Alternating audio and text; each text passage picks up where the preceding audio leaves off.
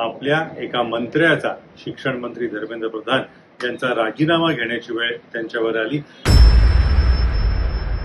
नरेंद्र मोदी सरकारला कमरेत वाकायला लावलेलं आहे. ते लक्षात घेता या पुढच्या कालखंडामध्ये त्यांना पूर्वीच्या दराऱ्यानं राज्य करता येणं केवळ अशक्य होईल. गेल्या 24 वर्षात नरेंद्र मोदी यांना जी गोष्ट कधीही करावी लागली नाही, आधी गुजरातचे मुख्यमंत्री म्हणून आणि नंतर पंतप्रधान या नात्यानं 2014 पासून ती गोष्ट भारतातल्या तरुण मुलांमुळे आज त्यांना करावी लागली. आपल्या एका मंत्र्याचा, शिक्षण मंत्री धर्मेंद्र प्रधान यांचा राजीनामा घेण्याची वेळ त्यांच्यावर आली. या संदर्भामध्ये कॉक्रोच जनता पार्टी हा जो एक छान तरुणांचा गट या वास्तवामध्ये प्रत्यक्षात तो आकाराला आलेला आहे, त्याचा हा एक मोठा विजय मानायला हवा. त्यांच्या आंदोलनाचा हा 27वा दिवस होता आणि सुरुवातीला अनेक मार्गांनी सरकारनं हे आंदोलन कशा पद्धतीनं नाकारता येईल असे प्रयत्न केले. म्हणजे असं म्हणतात की आधी सुरुवातीला दुर्लक्ष करा, मग नंतर टिंगल करा आणि मग नंतर त्यांना पूर्णपणे कायदा सुव्यवस्थेचा प्रश्न सांभाळून तयार करून त्यांना दूर करा. हे तिन्ही उपाय पूर्णपणे याच्यामध्ये यशस्वी ठरले नाहीत. नरेंद्र मोदी यांनी जंग पछाडलं, पण त्यांना या आंदोलनाला मिटवण्यामध्ये जराही यश आला नाही. त्यातला शेवटचा जो पर्याय होता तो 2 दिवसापूर्वी त्यांनी करून बघितला. मध्यरात्री सोनम वांगचुक जे या उपोषणामध्ये होते त्यांचं उपोषण संपेल अशी व्यवस्था त्यांनी केली. वास्तविक याआधी लोकसत्ता दृष्टिकोनमध्ये सांगितल्यानुसार म्हणजे धर्मेंद्र प्रधान यांचा राजीनामा जरी ते घेत असले तरी याच धर्मेंद्र प्रधान यांच्या कालखंडामध्ये जी एक नवीन शिक्षण धोरणाची अंमलबजावणी सुरू झाली त्याचे खंदे पुरस्कर्ते हे सोनम वांगचुक होते. त्यामुळे त्यांना उपोषण मागे घ्यायला लागलं किंवा त्यांनी ती मागे घेतलं, याचा उलटा त्यांच्या प्रतिमेवरती परिणाम झाला आणि आंदोलनाला त्याची दखल पण घेतली नाही. म्हणजे सुरुवातीला सरकारला असं वाटत होतं की ज्या पद्धतीने आपण यांना सोनम वांगचुक यांना आंदोलकांपासून वेगळं केलेलं आहे ते लक्षात घेता त्यांचं उपोषण मागे घेतलं की हे पूर्णपणे विरघळून जाईल. तसं काहीही झालं नाही. भारतातल्या कुठल्याही विरोधी नेत्याला एकत्रितपणे, सामुदायिकपणे, सर्व पक्ष मिळून, संघटितपणे, राज्यस्तरीय, देशस्तरीय जे जमलं नाही ते या कालच्या पोरांनी करून दाखवलं. त्यामुळे याचं पूर्ण श्रेय हे भारताच्या उद्याच्या पिढीला द्यावं लागेल. त्यांनी ज्या पद्धतीनं ज्याला म्हणजे पूर्णपणे आत्ममग्न अशा स्वरूपाचा नेता वर्णन केला जातो, ज्या पद्धतीनं त्यांनी या व्यवस्थेला नमवलं त्याचं खरंच कौतुक करावं तितकं कमी आहे. हा या घटनेचा दुसरा भाग. तिसरा भाग हा मला असं वाटतं की महत्वाचा वाटतो, तो या इथून पुढे सुरू होईल.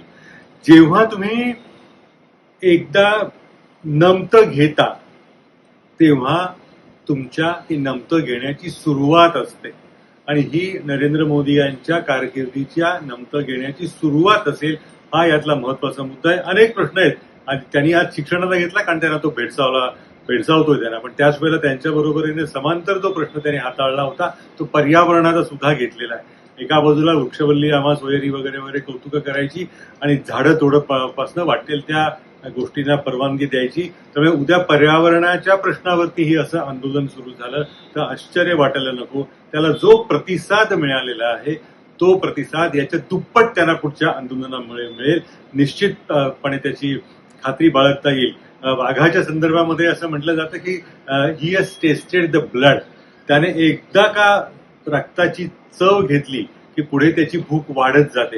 हे आंदोलनाच्या बाबतीत सुद्धा हे असंच होणार आहे. आणि जी माणसं मान वर करायला घाबरत होती, ज्या व्यक्ती हे सगळं अजेय आहे, आता आपल्याला काहीच करता येणार नाही, लोकशाहीचा अंत जवळ आलेला आहे, या पद्धतीनं निराशेमध्ये ग्रस्त होती, उसाचे टाकत होती, खांदे पाडून बसलेली होती, त्या सगळ्यांना या पोरांनी एका चैतन्यदायी वातावरणामध्ये आणून सोडलं.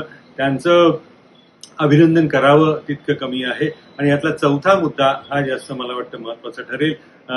इंग्रजीचा आधार घ्यायचा झाला तर असं म्हणता येईल, it will be too early to talk about.